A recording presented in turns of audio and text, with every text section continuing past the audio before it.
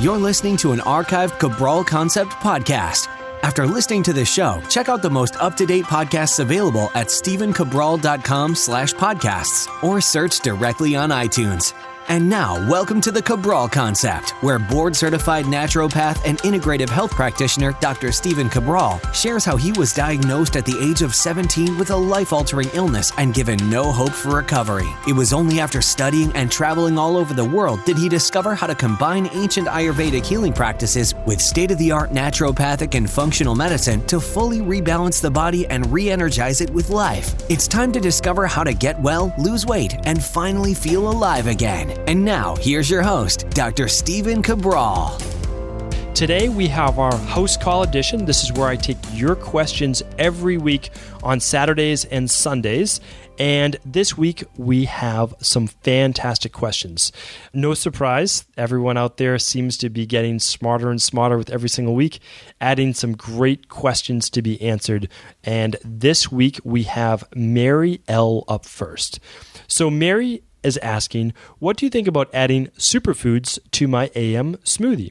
So Mary uses our just smoothie, our daily all-in-one smoothie powder. And her longer question was, even though it's a multivitamin, there's minerals, there's all sorts of great stuff in it, is it okay if I add other superfoods to it? So although she's not specifying what the superfoods are, I can talk a little bit about this because my philosophy is this. Let's take one step back. There's no such thing as a superfood. Like people are calling it superfoods, but like there's not a superfood from nature. Like there's not a superfood category. Like there's fruits and there's vegetables and there's proteins and there's legumes and there's all sorts of things like that. But there is no superfood. We just kind of made that name up and it's a marketing term. But having said that, a lot of the foods that we do deem to be superfoods are actually superfoods, meaning like they're great foods, and so they can absolutely be added to your smoothie. So my thing is this though, Mary, is add one at a time. Because it's nice to see, so what I talk about all the time with my wellness clients is this. You have to have a controlled base, meaning like you get to a point where you're feeling really great, like everything is going well, and you know what you're eating, and you know all of the things that are making you feel well. And then what you do is you change one variable. And it's only when you change this one variable do you know if what you added is making you feel even better or if it makes you feel worse. And I typically say, do it for at least 3 days in a row before changing another variable, okay? And I have my wellness clients do this all the time. We use it as part of a rotation diet. This is how we really fine-tune wellness. We really find out what's going on with a person's body. And this, for the most part, is only with the people who have the mystery illnesses that come to me, who are the really hard-to-treat people. And because we work with the people who have always been given no hope, the people who have been told, oh, it's all in your head. I was one of those people told by conventional medicine that it was all in my head. Well, it wasn't. We figured out what it was, and I got well again. And now it's my job to pay that forward. It's my job to help other people who have been told that there's no hope for them, that it's just genetic or whatever it might be. Okay? Let's get back on topic. Okay, so superfoods, a lot of times it's just a scoop of greens powder, or it might be something like maca, or it could be moringa powder. So there's a lot of great things that you can add to your smoothie. And so, Mary, I say absolutely. Like, here's the other thing. The reason I do it myself too is because it gets me excited about trying new things. I love the health field. I love the health supplements field. Of course, it just has to come from a reputable producer. That's all. And so what I do is I'll use a different greens powder. I will use a moringa powder. I'll use a maca powder. I will even open up capsules like the HPA Adapt, which is a product that I use as well. I really like that. If I'm using that in my program or someone else's, empty the capsules and I'll put them right in the smoothie, and then I don't have to swallow the capsules if I choose not to. What are some other things that you could do? You could add in some goji berries or goji berry powder. So again, there's lots of different superfoods that you could add to your AM smoothie. And after you've done the smoothie for a while, that adding your wild blueberries or different things like that are working well for you, then yes, feel free to add in some of those superfoods and just check, make sure that they agree with you, because maybe they don't. I mean, a lot of times when people use these new things like mushroom powder extracts, things like that, they don't react well. And that's because they stimulate the immune system, or they could be a food sensitivity. They simply could be someone who's more sensitive to herbs or different tea leaves and things like that. All right. So hopefully that answers your question, Mary. Beth O is up next. Beth is asking, can I chew gum during a detox? So I'll expand that and say, can you chew gum during a detox? But also, how is chewing gum in general? Like, is it a good thing? Is it a bad thing? What does it really mean? Well, I'll tell you this, but the act of chewing gum actually starts up the digestive system. Because just, kind of if we just use a common sense thought process about this, when you chew something in your mouth, your stomach thinks food's on the way. And so it starts to eventually secrete enzymes, hydrochloric acid, whatever it needs to break down the food that's going to be coming into the stomach. So this could be a good thing if you're chewing your gum after your meal. But if you're chewing it just between meals, not a good idea. Not very good for the digestive system. And especially not very good for anyone who's looking to overcome acid reflux, indigestion, or low energy, because you don't want to create more energy going towards the digestive system by chewing gum. So, I'm not a proponent of anyone chewing gum. I just don't think it's necessary.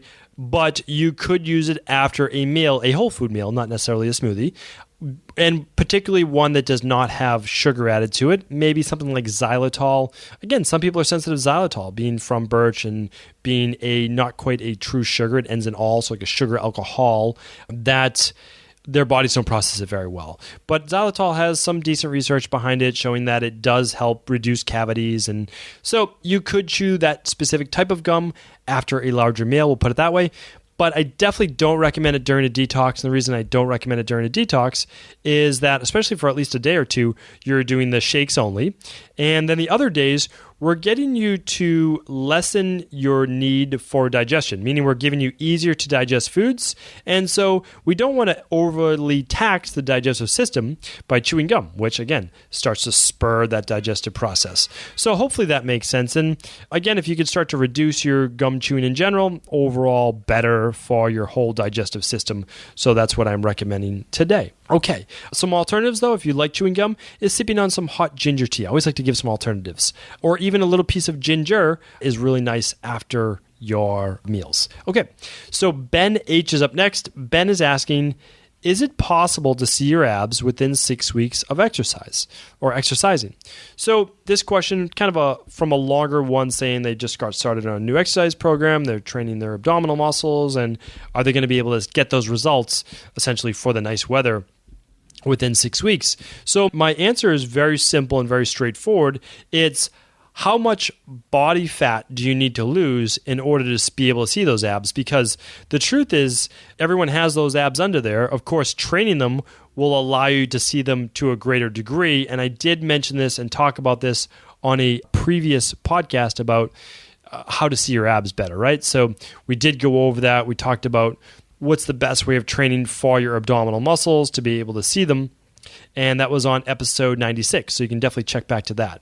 So I do recommend that. Check out episode 96. But for now, what really matters is this. You don't get to see your abs until, for guys especially, you get down to about 14% body fat. So if you've had your body fat done and you're at, let's say, 18% right now, and you weigh 200 pounds, we'll say, okay, well, you need to lose 4% of your body fat before you can start to see those abs, really well. And so 4% of 200 pounds would be 8 pounds. So can you lose 8 pounds within 6 weeks? Absolutely. That's easy. That's really, just over a pound a week for 6 weeks to lose the 8 pounds. Now, what I would say is this. If you really want to be able to see your abdominal muscles, not just the top two, like if you want to start to see the lower abs, you're going to have to get closer to 10 to 12%. And to get closer to 10 to 12%, you're going to need to lose what? If you're 18%, you want to get down to 12%, you need to lose 6. So it's about 12 pounds. So that would be 2 pounds per week. Again, very doable. So as you can see, it really just matters how close you are to your goal body fat percentage, and that's when you get to see your abs. So, very straightforward. So let's say this. If you're 22% or greater away from your goal body fat percentage, it's going to be a lot more challenging. You'll get there, probably just not at that 6 week mark. The other little caveat is this. I've seen and worked with a lot of males and females who are doing real kind of fine-tuned body transformation where they want to see all of their abs and they want to get really lean. And even though I have their body fat percentage low, what's happening is their body is still a little inflamed because they're eating foods that cause that inflammation. Meaning like they come to me and they're saying, why do I still look soft around my belly button, but my body fat is 9 or 10%? What's the reason for that? And the reason for that is they're eating some foods that are causing them to hold water weight around that stomach area. So we do a food sensitivity test. We find out what those food sensitivities are, and this is typically the main culprit. We find out what that is. We eliminate that from their diet plan, and then, lo and behold, 1 week later, those abs are now showing up because it wasn't body fat, it was inflammatory water weight, that toxic water weight that I've talked about before. Just this week, I talked about it in episode 102. Check that out. So it's that toxic water weight that they need to remove to really fine tune, to really see that end definition. So Ben, hopefully that answers your question. And really, you'll want to base this on your own personalized transformation, depending on where you are in terms of your body fat percentage. So again, thank you everyone for tuning in. Thank you for submitting those questions. To get your question answered on a future episode, all you have to do is go to stevencabral.com/Ask Cabral and submit your question right there, whether it is anonymous or, feel free to write your whole name. We never use the last name. We just use the last initial, and I'd be happy to answer that on a future Cabral House Call. Ever wonder what the best sauna, blue blockers, sleep trackers, wake lights, salt lamps, or other health gadgets are?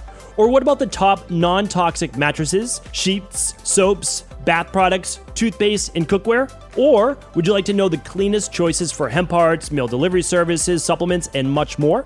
I personally curated, researched, and now created a resource page of all of my top picks that continues to grow each week. These are the exact products I use in my own life, with my family, in my private practice, and they're the ones I trust. To find out all of my up-to-date recommendations and all the details, simply head on over to stevencabral.com/resources.